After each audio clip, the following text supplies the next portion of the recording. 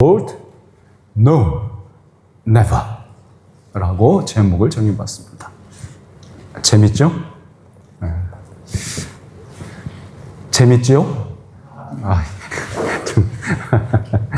구미가 당기시죠? 네. 원래는 일어나라, 잡아먹어라 이렇게 지었다가 좀 바꿔봤습니다. 우리가 지난 시간에 봤던 말씀이 이런 내용이었습니다. 8년 동안이나 중풍병자로 온몸이 마비되어 살던 애니아와 주위 과부들로부터 많은 사랑을 받았지만 죽은 다비다를 치유와 소생시키는 기적을 베푼 베드로 사도, 그 베드로 사도가 요바에 있는 무드장이 시몬의 집에서 머물고 있었던 상황입니다. 지도 한번 띄워주실래요? 우리가 전에 봤던 지도죠. 왼편에 맨 위쪽에 가이사랴라고 써있고 그 밑으로 쭉 내려오시면 요바라고 써있죠. 우리가 지금 이야기하는 베드로가 있는 거주하는 곳은 요바이고요. 시몬의 집, 즉 무두장이 시몬의 집은 그 직업 때문에, 그 무두장에 있기 때문에 물이 굉장히 많이 필요합니다. 이게 염색하거나 이게 가죽을 이렇게 부드럽게 하거나 그러려면 약품도 있어야 되니까요. 그러니까 계속해서 바다로 물을 흘려보내야 되기 때문에 해변 가까이에 있었죠. 자, 그러니까 지중해 해변에 가까운 곳에 있었던 시몬의 집에서 베드로가 거하는 동안 근처에 많은 사람들이 베드로를 만나보고 싶어서 자주자주 방문했었을 겁니다. 늘 분주했겠지만 그래도 베드로는 이른 아침과 오후 늦게 해변의 모래밭을 걸으며 아마 산책하면서 지중해를 바라보았을 것 같습니다. 오랜만에 여유를 느끼는 휴가처럼 말이죠. 물론 매일 기도하는 것도 잊지 않았습니다. 무드장이 시몬이 베드로를 위해서 자기 집의 옥상에 혼자 조용히 기도하며 쉴 수 있는 공간을 마련해 주었으니까요. 이 베드로가 머물던 이 요바에서 직선거리로 위로 북쪽으로 50km 정도 떨어진 곳에 가이사랴라고 불리는 곳이 있었습니다. 그 당시에 이 유대 땅의 행정 수도로 사용되던 곳입니다. 그러니까 예루살렘은요, 행정 수도가 아니었고요, 문화 혹은 종교적인 수도 역할을 했던 것이고요. 이 가이사랴가 이 로마의 집정관 혹은 행정관이 머무는 행정도시입니다. 그 가이사랴는 바로 아까 지도에서 보이는 것처럼 약 직선거리는 50km 정도 됩니다. 가이사랴에서부터 요바까지. 그런데 이 직선거리지만 직접 걸어보면 적어도 70km 이상이 되는 거리죠. 그곳에 수비와 안전을 책임지고 있었던 로마 직할 수비대 대장이 있었습니다. 그 사람 이름이 코넬리우스. 원래 이름은 코넬리우스고요. 성경에는 고넬료 이렇게 써 있습니다. 로마인이었죠. 이 사람은 유대인의 관점에서는 이방이었지만 구약 이스라엘의 하나님인 야훼 하나님을 전심으로 섬기던 사람이었습니다. 하나님을 경외하는 자라고 불렸죠. 그러니까 할례만 안 받았지 보통 유대인들보다 더 많은 구제와 기도를 실천했던 사람이었죠. 자, 코넬료가 다녔던 그 회당의 유대인들이 아주 그냥 칭찬이 엄청나게 자자했었죠. 그날도 이 사람은 늘 어김없이 하던 대로 습관대로 기도하던 시간에 기도하러 갔습니다. 오후 3시쯤 됐을까요? 갑자기 어떤 사람이 고넬료가 기도하던 방으로 불쑥 들어왔습니다. 고넬료가 문을 열어준 것 같지도 않은데 어떻게 들어왔을까요? 도대체 이게 무슨 일인지, 왜 자기에게 이런 일이 벌어졌는지 도무지 이해할 수가 없었죠. 아무것도 하지 못한 채 두려워하면서 물어봤습니다. 주여, 무슨 일입니까? 고넬료는 자신 앞에 서 있는 어떤 범접할 수 없는 존재가 누구인지 어느 정도는 짐작하고 있었던 것 같습니다. 그런데 왜 이 천사들은 늘 이렇게 노크도 없이 쥐도 새도 모르게 들어와서 사람을 놀래키는 것일까요? 예의도 없이 말입니다. 제가 여기다 썼습니다. 카카카. 이렇게. 크크크죠. 아마도 그래서 고넬료는 누구인가를 묻는 대신에 나에게 무슨 볼일이 있습니까? 라고 하는 의미로 그렇게 말한 것 같습니다. 그러면 이 보냄받았던 천사가 어떻게 대답을 했는지 말씀을 한번 같이 읽어볼까요? 사도행전 10장 4절 하반절 말씀을 같이 한번 읽어보겠습니다. 시작. 네 기도와 구제가 하나님 앞에 상달되어 기억되신 바가 되었으니. 여러분, 고넬료는 기도의 용사였습니다. 단순히 이벤트성 절기 때만 기도하던 자가 아니었고요. 매일 몸을 단련하듯이 전투를 준비하는 태세를 게을리지 않았던 로마 군병처럼 기도가 습관처럼 익숙했던 사람이었습니다. 하나님은 고넬료의 기도와 그 구제가 하나님에게는 흠양할 만한 제사였던 것이 분명했죠. 그렇게 말씀도 하셨죠. 하늘의 지성소에까지 그의 기도와 향기로운 제물로 가 닿았다는 것입니다. 자, 그런데 보세요. 이 땅에서는 이 고넬료라는 사람은 예루살렘의 지성소 안에는 한 발짝도 가까이 갈 수 없었던 이방인이었죠. 그런데 그의 기도와 구제는 하늘에 있는 지성소에 들어가고 있습니다. 자, 그럼 우리에게 남는 질문은 이것이 되지 않을까요? 그럼 고넬료는 예수님의 복음, 예수 그리스도의 복음을 듣기도 전에 하나님의 자녀로 편입되었던 것이냐일 것이죠. 자, 우리가 선물로 받은 믿음의 내용 대부분은 예수가 누구인지 또 그가 무슨 일을 하셨는지에 관한 것입니다. 바로 그 믿음이 저와 여러분을 구원으로 불러주신 바 하셨고 또한 공인된 하나님의 자녀로 인침을 받게 했던 것이죠. 그러면 구약의 백성들은 우리가 갖고 있는 믿음의 내용보다 조금 못한 열등한 내용을 믿음으로 갖고 있었던 것일까요? 다른 말로 말하면 구약의 백성들은 온전한 복음을 수여하지 못했기 때문에 신약의 백성들은 완전한 복음을, 구원에 관한 지식을 온전히 갖고 있는 것에 비해서 상대적으로 열등한 것이었느냐? 그렇게 보는 것이 옳은 관점이냐? 제가 묻고 있는 겁니다. 예수 그리스도로 말미암는 구원은 우리로 하여금 예수님 이전의 사람들과 예수님 이후의 사람들에 대하여 어떤 관점을 갖고 있는 것이 옳을까요? 뷰포인트에 대해서 얘기하는 겁니다. 월드뷰라고 하는 세계관에 대해서 이야기하는 겁니다. 히브리서 11장 39절에서 40절 말씀을 한번 같이 읽어볼까요? 시작. 이 사람들은 다 믿음으로 말미암아 증거를 받았으나 약속된 것을 받지 못하였으니 이는 하나님이 우리를 위하여 더 좋은 것을 예비하셨은즉 우리가 아니면 그들로 온전함을 이루지 못하게 하려 하심이라.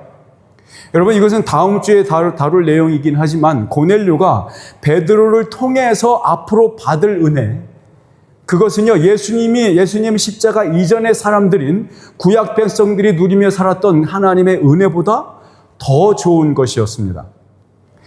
지금 우리가 읽었던 이 히브리서 말씀은요 구약 백성들에게도 구원받기에 충분한 약속의 증거들이 있었다 하는 것입니다.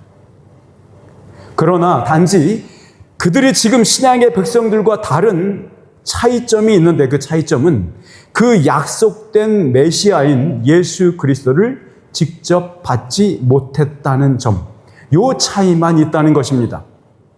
그러니까 예수 그리스도가 이루신 그 구원은 구약과 신약의 백성들이 서로 어깨 동무하면서 하나님 계신 그 하늘 성소로 함께 예배하러 올라가는 바로 그 온전해지는 짝이 되게 했다는 것입니다. 구약의 백성과 신약의 교회가, 구약의 교회와 신약의 교회가 함께 어깨동무하고 온전한 하나가 되어서 하늘 지성소로 어깨동무하며 발장구 치며 발장단 구르며 예배하러 하늘 성소로 올라간다라는 얘기입니다. 이것이 저것보다 열등하거나 모자란 것으로 이해하시면 안 됩니다. 오히려 이것이 없었다면 저것이 올 수 없었고 저것이 없었다면 이것으로는 온전하지 않았을 짝으로 이해하셔야 합니다. 그렇게 우리는 하나의 큰 교회로 지어져 가는 것입니다. 고넬료를 방문한 하나님의 사자는 그에게 욥바라는 도시의 해변가에 있는 무드장이 시몬의 집에 머물고 있는 그 베드로를 속히 모셔오라는 분부를 아주 잘하고 있죠. 아마도 이 고넬료는 평소에 누구보다 믿음직한 그 부하 한 사람과 종 둘을 욥바로 급파하고 있습니다. 밤새 걸었겠죠. 아마도 타고 갈 것을 이용했든지 어쨌든지 간에 그들에게는 아주 긴 시간이 필요했었습니다. 적어도 10시간 이상 정도요. 천사의 말이 떨어지자마자 고넬료는 그 세 사람을 욥바를 향하여 출발시켰습니다. 아마 이 사람들은 서너 시간의 쪽잠을 중간에 잘 수 있었을까요? 이튿날 정오가 12시, 아침 대낮 12시입니다. 해가 쨍쨍 찌는 그 12시쯤 되었을 때 이 세 사람은 드디어 욥바라는 도시에 도착할 수 있었습니다. 조금도 쉬지 않고 해변가에 있을 그 무도장이 시몬의 집을 사람들에게 수소문하여서 찾기 시작했습니다. 여러분, 가이사랴라는 도시에서 힘께나 쓰고 있었던 이 경건한 백부장의 초대장, 이것이 베드로의 손에 전달되는 시점은 고넬료가 천사로부터 지시를 받은 바로 다음 날 정오에서 오후 3시가 되지 않은 그 사이 시간으로 추정이 됩니다. 그런데 성경은 재미있게도 이렇게 표현하고 있습니다. 거의 같은 시각에 이 사람들이 시몬의 집이 어딘지 욥바에서 들어와서 막 찾고 있는 그 시간에 시몬 베드로는 무엇을 하고 있었냐면요, 습관대로 옥탑방에 올라가서 기도하기를 시작하고 있었습니다. 이 베드로가 얼마나 기도했을까요? 베드로의 배꼽 시계가 계속 울려댑니다. 꼬르륵 거립니다. 음식 준비가 다 됐나? 냄새는 참 좋네. 이러면서 조금 더 기도하고 있었습니다. 그런데 이 말씀은 제가 먹은 오늘 아침 식사가 생각나게 하는군요. 저는 늘 4끼 같은 2끼를 먹습니다. 이것도 안 되는군요. 어쨌건 이게 꿈인지 아닌지도 모를 환상이 베드로의 눈에 보이기 시작했습니다. 아마도 자기가 허기가 지니까 이게 헛것이 아닌가 생각했을 수도 있을 거죠. 지금 베드로의 눈앞에는 지금요, 하늘이 열리고 있습니다. 그 하늘이 열린 하늘 사이로 큰 그릇 가득하게 한상 가득히 차려진 한상이 하늘로부터 내려오고 있는 겁니다. 베드로가 본 그 환상은 한낮에 벌어진 일이었어요.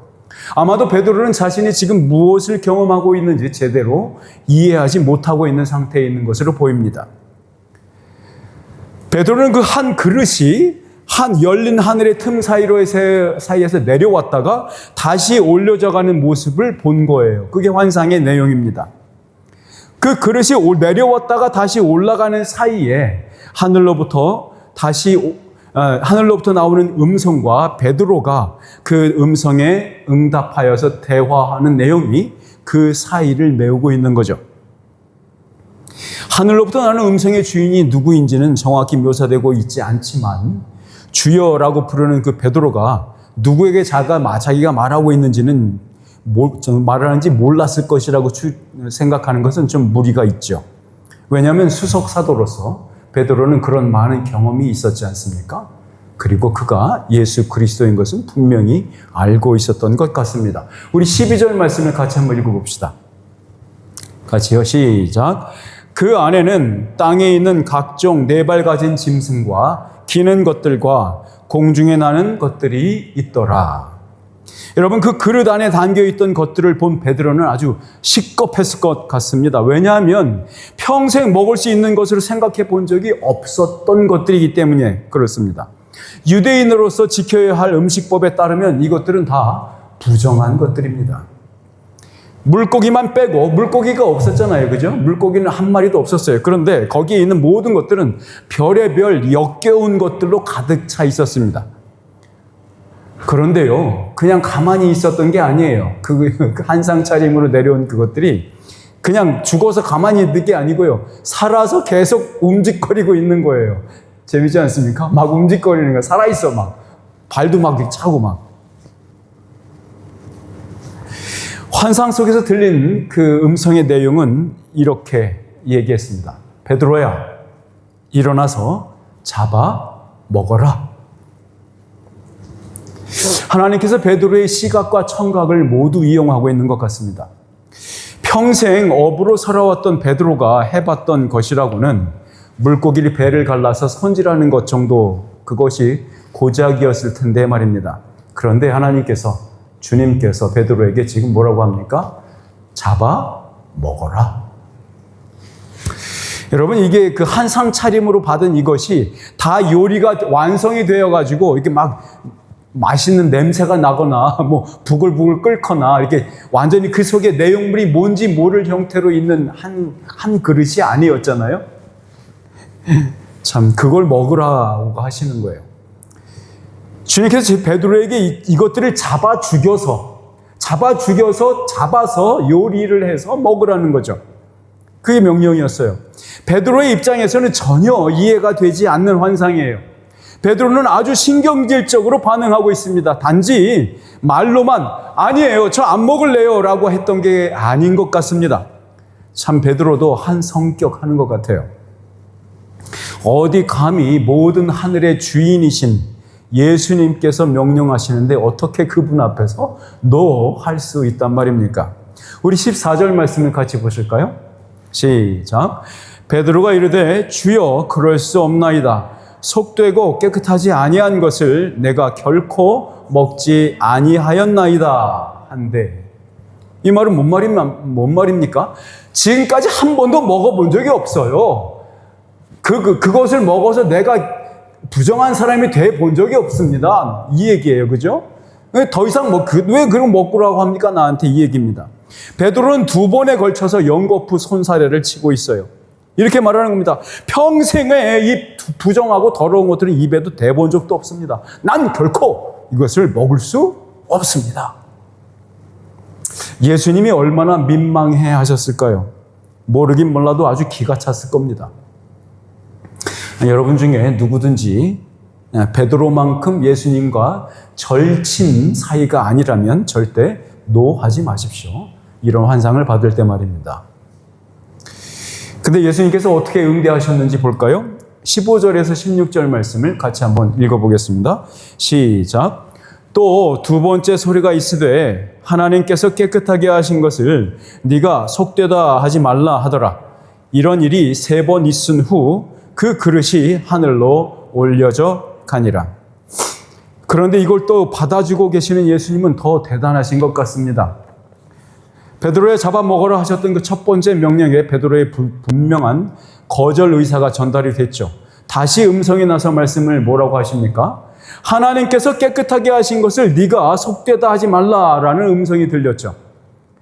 그러니까 잡아먹어라 명령하시는 음성의 베드로는 더럽다라고 거절하니까 음성은 깨끗해졌어라고 대응하신 일이 3번이나 있었다는 겁니다. 부활하신 예수님께서 베드로에게 이렇게 말씀하셨던 적이 있었죠. 네가 나를 사랑하느냐? 라고 3번이나 베드로에게 질문하셨던 것 기억하시죠?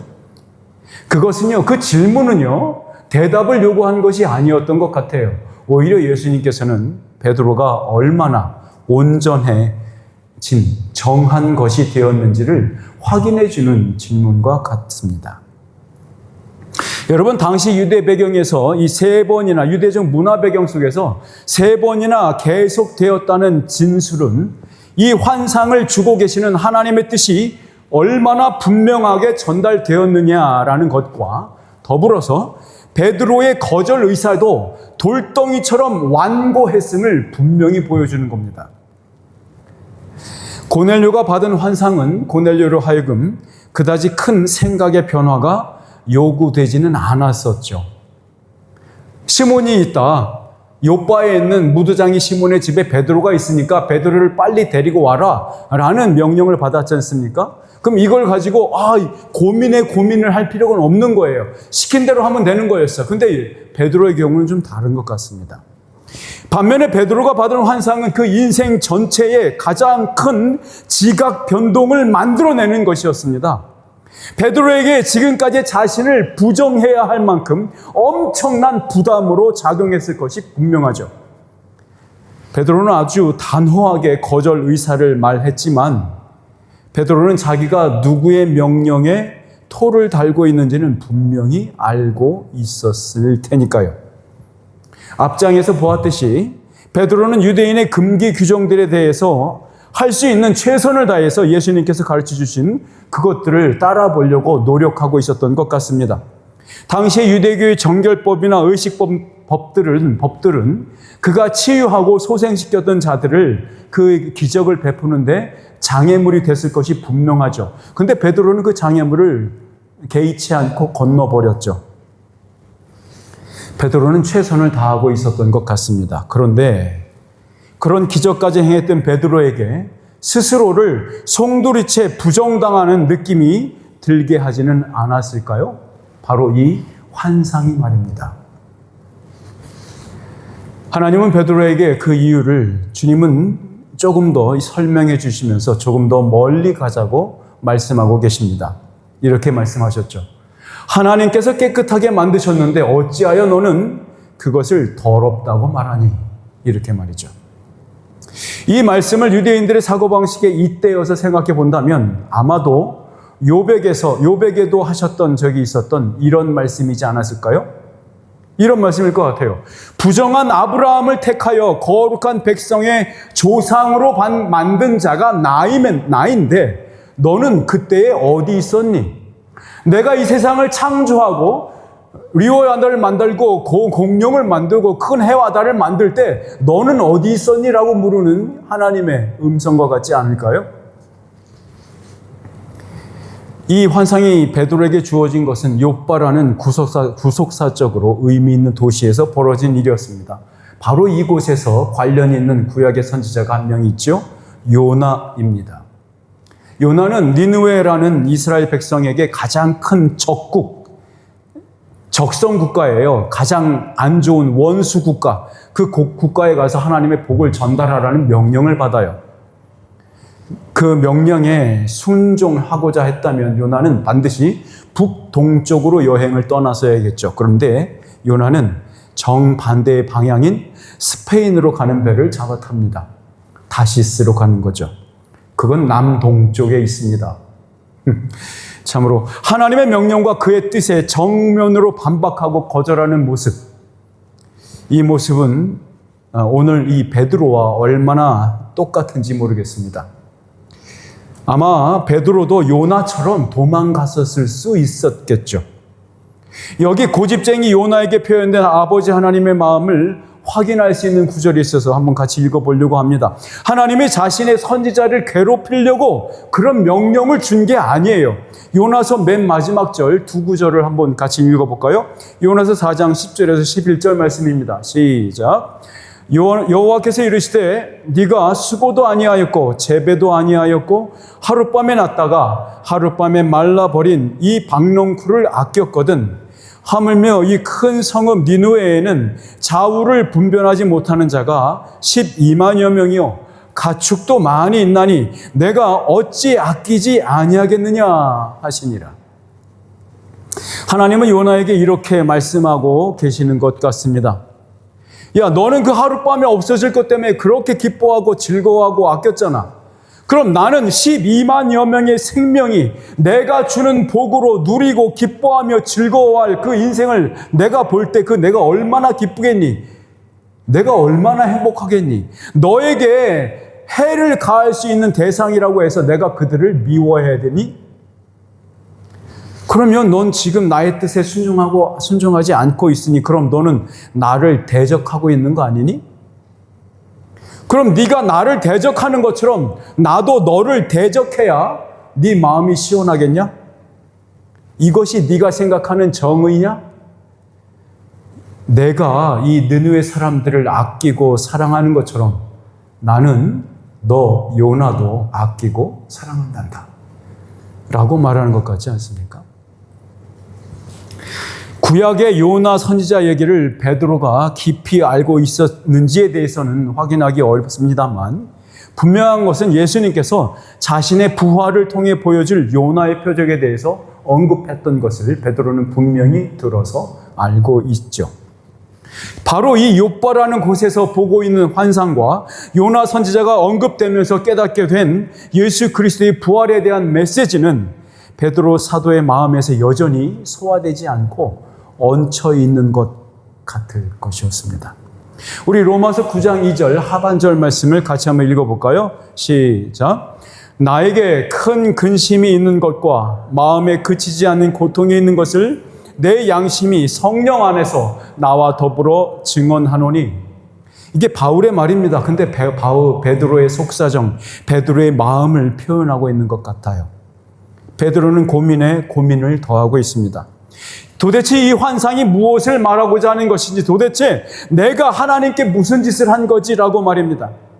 그런 베드로를 흔들어 깨워서 속을 시원하게 해주는 분이 등장하고 있습니다.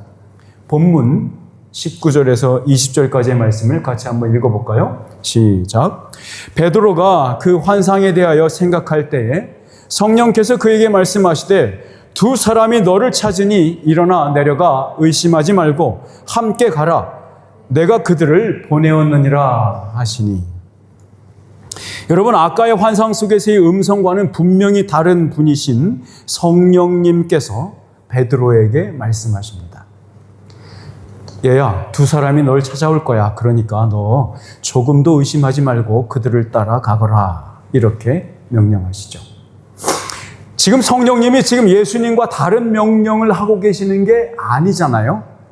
그러니까 일어나 잡아 먹어라 했던 예수님의 명령은 지금 성령님께서 뭐라고 표현하는 겁니까? 넌 조금도 의심하지 말고 그들을 따라가라는 말과 같은 명령이었던 거죠. 성령님은 예수님께서 보여주신 환상 때문에 어쩔 줄 모르고 당황하고 당혹해하고 있는 베드로에게 확신을 심어주고 있습니다. 참으로 성령님은 힘든 중에 있는 베드로와 동행하고 계십니다. 베드로가 하나님의 뜻을 발견하고 확인하는 일은 단번에 완성되지 않았습니다. 단순히 집 앞에 누군가가 자기를 데려가기 위해서 찾아왔다는 사실을 확인하는 것만으로는 충분치 않았죠. 그러니까 이 환상, 즉 하나님의 뜻은 베드로의 혈과 육 그리고 골수에 새겨져 있던 유대 전통과 가치와 인식들을 송두리째 갈아엎어버리는 것이었습니다. 그러니 그것이 어찌 쉬운 일이었겠습니까? 우리는 아주 소소한 사고방식 혹은 행동 양식을 바꿔야 하거나 변화를 요구받을 때에 얼마나 게을러지고 얼마나 완고해지는 사람들입니까? 말씀이 우리에게 강력하게 명령하는 지시임에도 눈도 껌뻑이지 않고 자기 중심의 사고를 하는 자들이 바로 우리가 아닙니까? 하나님께서 우리를 사랑하고 계신다는 말을 들을 때마다 우리가 보이는 반응은 그저 따스워진 정서적 표현으로 눈물만 찔끔거리고 말지 않습니까? 요즘 전 세계 기독교회 안에서 가장 큰 위협은 이것입니다. 예수 그리스도를 개인의 구원자로는 받아들입니다. 그런데 그 개개인의 인생을 주관하는 주인으로 섬기는 것을 거부하는 태도가 바로 그겁니다. 뭐라고 말합니까? Savior? Yes. But Lord? No. Never. 이렇게 말하고 있는 자들이 그리스도인이라고 말하고 있습니다. 스스로를. 이들은 이렇게 말하는 겁니다. 예수님, 감사해요. 구원만 해주세요.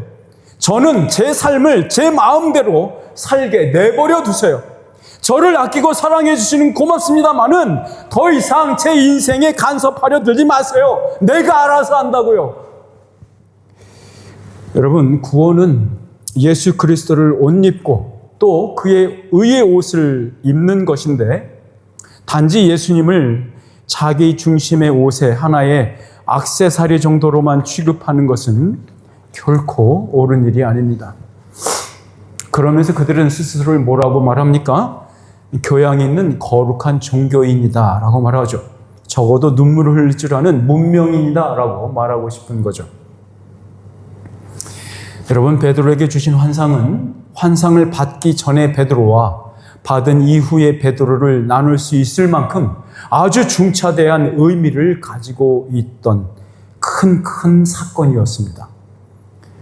사도 바울의 언어를 빌려서 이 환상 이후의 베드로가 깨달았을 하나님의 뜻이 어떻게 기록되었는지 살펴보겠습니다. 우리 에베소서 1장 3절과 5절 그리고 9절에서 10절, 13절에서 14절까지를 연이어서 한번 같이 읽어보겠습니다. 시작. 찬송하리로다 하나님 곧 우리 주 예수 그리스도의 아버지께서 그리스도 안에서 하늘에 속한 모든 신령한 복을 우리에게 주시되 곧 창세 전에 그리스도 안에서 우리를 택하사 우리로 사랑 안에서 그 앞에 거룩하고 흠이 없게 하시려고 그 기쁘신 뜻대로 우리를 예정하사 예수 그리스도로 말미암아 자기의 아들들이 되게 하셨으니 그 뜻의 비밀을 우리에게 알리신 것이요 그의 기뻐하심을 따라 그리스도 안에서 때가 찬 경륜을 위하여 예정하신 것이니 하늘에 있는 것이나 땅에 있는 것이 다 그리스도 안에서 통일되게 하려 하심이라. 그 안에서 너희도 진리의 말씀 곧 너희의 구원의 복음을 듣고 그 안에서 또한 믿어 약속의 성령으로 인치심을 받았으니 이는 우리 기업의 보증이 되사 그 얻으신 것을 속량하시고 그의 영광을 찬송하게 하려 하심이라. 아멘. 여러분, 여기에서 창세 전에라 함은 유대인과 이방인이 있기 전부터가 아닙니까? 또 여기에서 하늘에 있는 것이나 땅에 있는 것이라고 말하는 것은 우리 눈에 보이는 것이나 보이지 않는 모든 것을 포함하고 있다는 것을 말하고 있지 않습니까? 또한 그 안에서 너희도 진리의 말씀 곧 너희의 구원의 복음을 듣고 그 안에서 또한 믿어 약속의 성령으로 인치심을 받았느니라. 이 말은 세상 사람 누구에게나 유일한 오로지 하나의 길, 그 구원의 통로가 반드시 복음을 듣고 믿어 성령님의 서명을 마음판에 받는 것이 아니냐라고 이해할 수 있는 것이 아니겠습니까? 여러분, 우리가 하나님께 받은 것은 단순히 나 개인 한 사람으로 구분되어 있는 구원이 아닙니다. 하늘에 있는 것과 땅에 있는 모든 것이 우리가 받은, 여러분이 받은 그 구원 안에서 하나로 통일되게 하는 하나님의 큰 비전입니다. 어떻게 이것이 가능해졌을까요? 어떻게 이게 가능해진 거죠? 하나님께서 예수 그리스도 안에서 새롭게 지으심으로 그리고 선택하여 부르심으로 말미암아 우리는 정하여지고 깨끗해진 것입니다. 그렇다면 우리를 부정한 것에서 정한 것으로 깨끗한 것으로 어떻게 만들어진 것일까요? 디모데전서 4장 3절 중반절부터 5절까지 같이 한번 읽어보겠습니다. 시작. 음식물은 하나님이 지으신 바니 믿는 자들과 진리를 아는 자들이 감사함으로 받을 것이니라.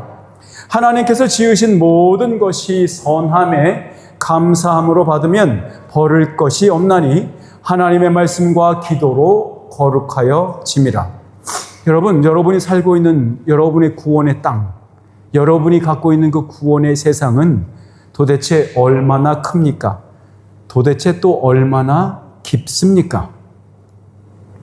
지금 우리 모두는 영원한 그리스도 예수의 나라를 상속할 자로서 그 날을 준비하며 거룩하고 신성한 예수 그리스도의 성품에 참여하는 자로서 또한 그렇게 구비되며 그렇게 단련받으며 그렇게 또한 살고 있는 자들입니까? 여러분은 오늘 말씀 속에서 베드로 사도에게 주신 그 환상이 우리의 삶 속에서 실제화되어서 우리의 생각과 행동의 새로운 수준과 자격이 되었다는 사실을 기억하시며 살고 계십니까? 은혜 안에 들어와서 긴 세월이 지난 후에 베드로는 이렇게 자기의 구원을 토해냈습니다.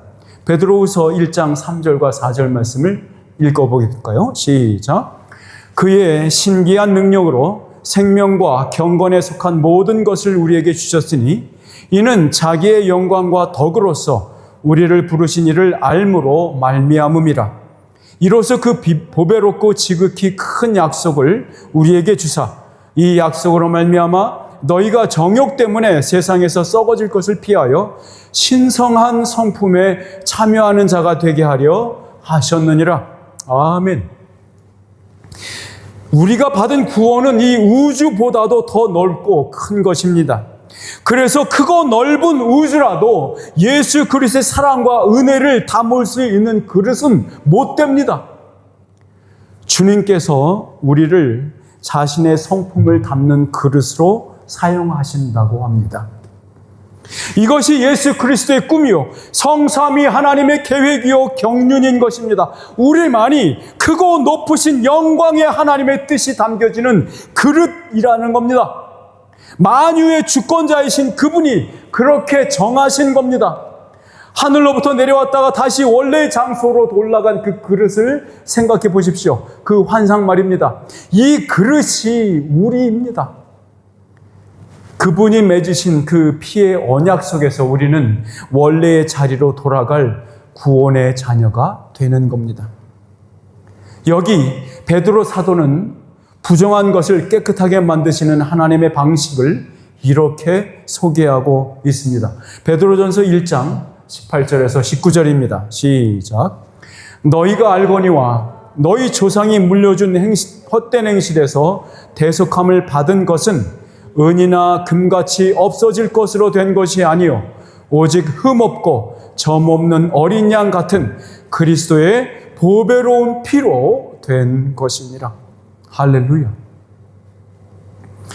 이 거룩한 한상 차림, 이것은 바로 예수 그리스도께서 흠없고 점없이 이루신 자신의 영광과 그 덕을 통해서 우리를 부르셨다는 것을 알게 하는 그 믿음을 통해서 주시는 겁니다. 그리스도의 구원으로의 부름을 통해서만, 그 아들의 보배로운 피로서만 인간은 안팎으로 깨끗하고 정한 자가 되는 겁니다. 원래 이방인이었던 우리를 대신해서 자신의 아들을 내어주시기까지 아끼지 아니하심으로 끝내 자신의 계획을 실천하신 분의 그 사랑이 낳은 자녀, 바로 우리들입니다. 로마서 8장 22절 말씀을 읽어보겠습니다. 시작. 자기 아들을 아끼지 아니하시고 우리 모든 사람을 위하여 내주시니가 어찌 그 아들과 함께 모든 것을 우리에게 주시지 아니하겠느냐. 사랑하는 여러분, 여러분들은 무엇을 아끼고 살아가고 계십니까? 하나님은 여러분들을 아끼고 사랑하시려 그가 사랑하는 누구와도 바꿀 수 없었던 그의 아들을 우리의 자리에 대신 내어 주셨습니다. 그는 그렇게 우리에 대한 자기의 사랑을 확증시켜 주셨습니다. 더 이상 분명하고 더 이상 명확할 수 없는 방법으로 우리에게 보여주셨어요. 성도 여러분, 우리 중 누구도 하나님께 사랑받는 존재인 것을 확인받기 위해서 또 다른 환상을 봐야 할 필요는 없습니다.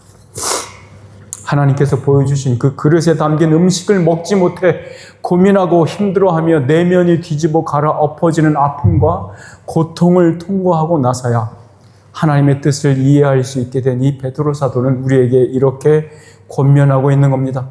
성령님께서 우리에게 주시는 말씀으로 이 말씀을 받으시기 바랍니다. 베드로의 등을 두드리면서 내려가서 가이사랴에서 온 이방인 선생님들을 맞아서 영접하도록 동행해 주시는 성령님의 음성으로 받으시길 바랍니다. 우리 베드로서 1장 10절에서 11절 말씀입니다. 같이 읽읍시다. 그러므로 형제들아 더욱 힘써 너희 부르심과 택하심을 굳게 하라.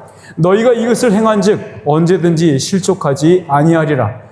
이같이 하면 우리 주 곧 구주 예수 그리스도의 영원한 나라에 들어감을 넉넉히 너희에게 주시리라. 여러분, 우리가 만들어낼 수 있는 것은 아무것도 없습니다. 모든 것이 그가 주시는 선물입니다. 우리의 마지막 심판대 앞에서도 변호해 주실 것이고 우리를 의롭다 칭해 주실 것이고 그에 따른 즐거움과 기쁨의 모든 생활도 하나님의 선물입니다. 단지 우리가 해야 할 일은 딱 하나가 있습니다. 예수 그리스도라는 반석 위에 굳건히 또 견고하게 서 있는 것입니다. 그 안에만 머무는 것입니다. 사랑하는 여러분 모두가 아버지 하나님께서 아끼지 아니하시고 후히 주시는 선물을 하나를 안고 살아가는 여러분 한 주간 되시기를 바랍니다. 이 선물이 여러분의 삶의 태도를 결정하는 세계관과 세상을 보시는 새로운 관점이 되시기를 주님의 이름으로 축원합니다. 아멘. 기도하겠습니다. 전능하신 아버지 하나님, 베드로에게 주시는 그 환상 속에서 주님은 주님의 마음에 있는 것을 보여주셨고, 생각을 보여주셨고, 계획을 알려주셨습니다. 인간은 받아들이기 힘들었고, 유대인으로서는 더더욱 받아들이기 힘들었던 환상이었던 것 같습니다. 아버지, 우리로 하여금 아버지의 말씀을 읽고 아버지께서 하라고 하시는 것을 들을 때에 참으로 어렵고 짐처럼 무겁게 느껴질 수 있지 않겠습니까? 주님, 성령님을 우리에게 충만하게 보내주셔서 우리로 하여금 성령님의 권고와 위로를 통해서 그 일을 해나갈 수 있도록 축복하여 주시옵소서. 마음을 바꿀 수 있도록 도우시고 세계관을 바꿀 수 있도록 도와주시고 세상을 보는 관점을 바꿀 수 있도록 은혜 베풀어 주시옵소서. 함께 주님과 함께 또한 구약의 백성들과 함께 또한 함께 형제자매 된 이 교회의 형제자매들 서로서로 그 길을 걸어갈 수 있도록 은혜 베풀어 주시옵소서. 예수 그리스도 이름으로 기도드리옵나이다. 아멘.